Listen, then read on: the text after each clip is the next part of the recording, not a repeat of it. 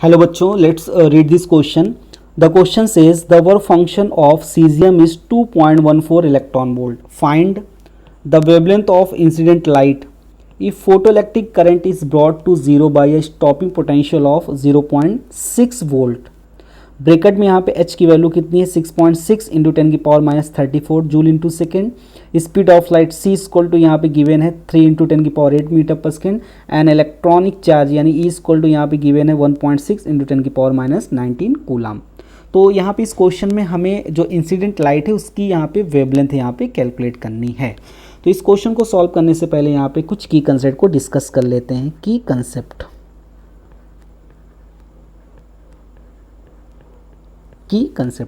हम यहाँ पे कंसीडर करते हैं. हमारे पास एक मेटल की प्लेट हो गई, ये एक मेटल की प्लेट है और इस मेटल की प्लेट के पास फ्री इलेक्ट्रॉन है और इस मेटल की प्लेट का जो वर्क फंक्शन कितना है यहाँ से फाइंड आउट. तो वर्क फंक्शन यहाँ पे क्या होती है, इस मेटल की प्लेट से इलेक्ट्रॉन को बाहर निकालने के लिए जितनी मिनिमम एनर्जी की ज़रूरत होती है उस मिनिमम एनर्जी को वर्क फंक्शन बोलते हैं. तो यहाँ पे हम फोटोन को इंसिडेंट कराएंगे और जो फोटोन को इंसिडेंट करा रहे हैं उसकी एनर्जी यहाँ पे कितनी अज्यूम कर लेते हैं ई. अगर ये ई वर्क फंक्शन से ज़्यादा या अगर ये जो इंसिडेंट एनर्जी है अगर ये वर्क फंक्शन के बराबर या उससे ज़्यादा हो जाए तो यहाँ से एक इलेक्ट्रॉन एमिट हो जाएगा. तो जो इलेक्ट्रॉन एमिट होगा तो उस इलेक्ट्रॉन के पास यहाँ पे क्या होगी, मैक्सिमम काइनेटिक एनर्जी. तो यहाँ से इलेक्ट्रॉन जो एमिट हो रहा है उसकी मैक्सिमम काइनेटिक एनर्जी को यहाँ से के मैक्स से रिप्रेजेंट करेंगे. तब यहाँ पे एनर्जी कंजर्वेशन का यूज़ करके ई की वैल्यू हम कैलकुलेट करेंगे. तो ई इक्वल टू हो जाएगा यहाँ से phi naught plus K max. ई की वैल्यू कितनी हो जाएगी, phi naught plus K max. यानी जो इंसिडेंट एनर्जी है उसका कुछ पार्ट खर्च हो जाएगा वर्क फंक्शन को ब्रेक करने में और जो पार्ट बचेगा कुछ इंसिडेंट एनर्जी का वो जो इलेक्ट्रॉन यहाँ से एमिट हो रहा है उसको काइनेटिक एनर्जी यहाँ से प्रोवाइड करेगा. तो यानी ई इक्वल टू यहाँ से हो गया phi naught plus K max. Phi not यहाँ पे क्या वर्क फंक्शन और यहाँ पे के मैक्स क्या maximum kinetic energy of emitted electron और ई यहाँ पे क्या है इंसिडेंट एनर्जी.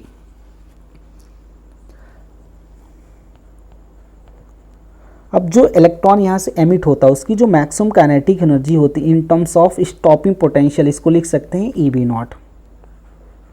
तो यानी जो जो इलेक्ट्रॉन यहाँ से एमिट हो रहा है उस इलेक्ट्रॉन की मैक्सिमम काइनेटिक एनर्जी हो जाएगी in terms of stopping potential E V not. यहाँ पे वी नॉट क्या है, स्टॉपिंग पोटेंशियल है. यानी जो इलेक्ट्रॉन जो इलेक्ट्रॉन एमिट हो रहा है मेटल की सरफेस पे उसको हमें स्टॉप करने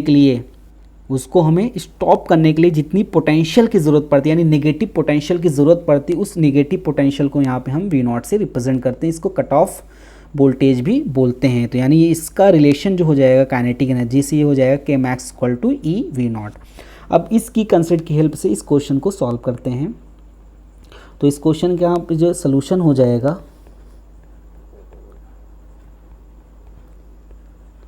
तो इस क्वेश्चन में हमें वेवलेंथ कैलकुलेट करनी है इंसिडेंट लाइट की. तो सबसे पहले हम ई कैलकुलेट करते हैं. क्या कैलकुलेट करते हैं यहाँ पे ई. तो क्वेश्चन में क्या क्या गिवन है यहाँ पे हमें क्वेश्चन में वर्क फंक्शन की जो वैल्यू गिवन है ये क्वेश्चन में वर्क फंक्शन यहाँ पे कितना गिवन है 2.14 इलेक्ट्रॉन वोल्ट. ये हमें वर्क फंक्शन गिवन है और स्टॉपिंग पोटेंशियल यहाँ पे कितना गिवन है क्वेश्चन में ये गिवन है 0.6 वोल्ट. तो स्टॉपिंग पोटेंशियल यहाँ पे हो जाएगा 0.60 वोल्ट. तो सबसे पहले यहाँ पे ई कैलकुलेट करते हैं. तो यहाँ से हमारे पास फॉर्मूला है E equal to phi naught plus K max. तो फाई नॉट की वैल्यू यहाँ पे कितनी गिवन है 2.14 इलेक्ट्रॉन वोल्ट और के मैक्स यहाँ पे होता है ई वी नॉट. के मैक्स यहाँ पे क्या होता है ई वी नॉट. तो वी नॉट की वैल्यू यहाँ पे कितनी है 0.6. तो ये हो जाएगा 0.6 इलेक्ट्रॉन वोल्ट. तो यहाँ से के मैक्स की वैल्यू कितनी हो गई 0.6 इलेक्ट्रॉन वोल्ट. तो यहाँ पे जो इंसिडेंट एनर्जी हो जाएगी इलेक्ट्रॉन की तो ये हो जाएगी 2.74 इलेक्ट्रॉन वोल्ट. तो ये हमने इंसिडेंट एनर्जी यहाँ पे कैलकुलेट कर ली जो फोटोन यहाँ पे मेटल की सरफेस पे इंसिडेंट हो रहा है. अब यहाँ पे क्वेश्चन में हमें यहाँ पे क्या कैलकुलेट करना है, जो इंसिडेंट लाइट है फोटोन है उसकी यहाँ पे हमें वेवलेंथ कैलकुलेट करना है. तो हमें पता है जो फोटोन होता है उस फोटोन की जो एनर्जी होती है वो कितनी होती है E equal to H nu. या इसको अगर वेवलेंथ के टर्म्स में लिखेंगे ये हो जाएगी SC डिवाइड बाई लैम्डा। ये फोटोन की ये फोटोन इंसिडेंट फोटोन की यहाँ पे ये क्या हो गई एनर्जी। अब यहाँ पे हमें लैम्डा की वैल्यू कैलकुलेट करना है। तो यहाँ से हमें लैम्डा की वैल्यू कैलकुलेट करना है, तो लैम्डा इक्वल टू हो जाएगा यहाँ पे SC डिवाइड बाई E, यानी लैम्डा इक्वल टू हो जाएगा। तो क्वेश्चन में h की वैल्यू कितनी गिवन है 6.63 इंटू 10 की पावर -34 डिवाइड बाई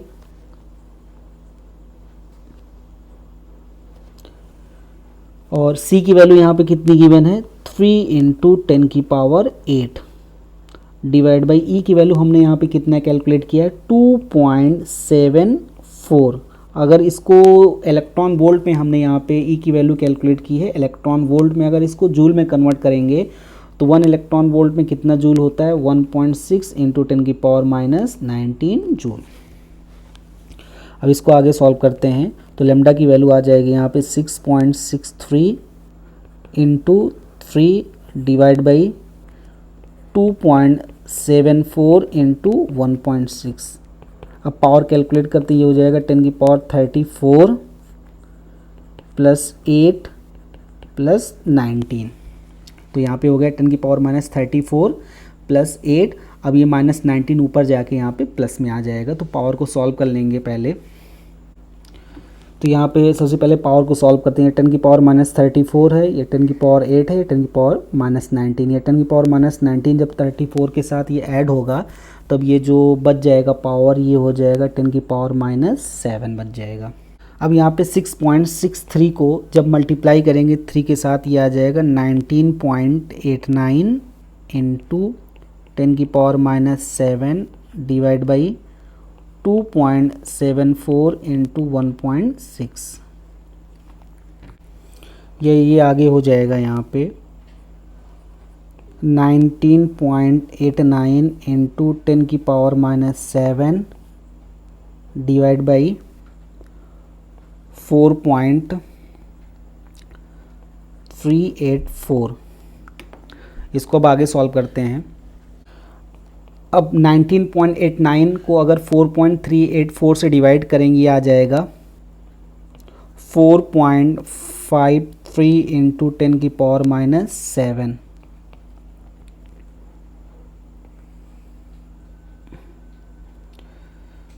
तो यहाँ से जो लैम्डा की जो वैल्यू आ गई, जो फोटोन इंसिडेंट हो रहा है उसकी वैल्यू आ गई 4.53 इंटू 10 की पावर -7, या इसको लिख सकते हैं 4530 इंटू 10 की पावर -10 मीटर, या अगर इसको एंगस्ट्रॉम में लिखेंगे हो जाएगा 4530 angstrom. So final answer is lambda is equal to 4530 angstrom, यानी जो फोटोन इंसिडेंट हो रहा है मेटल की सरफेस उसकी वेवलेंथ यहाँ पे कितनी आ गई 4530 angstrom. Hope you understood it well. Best of luck.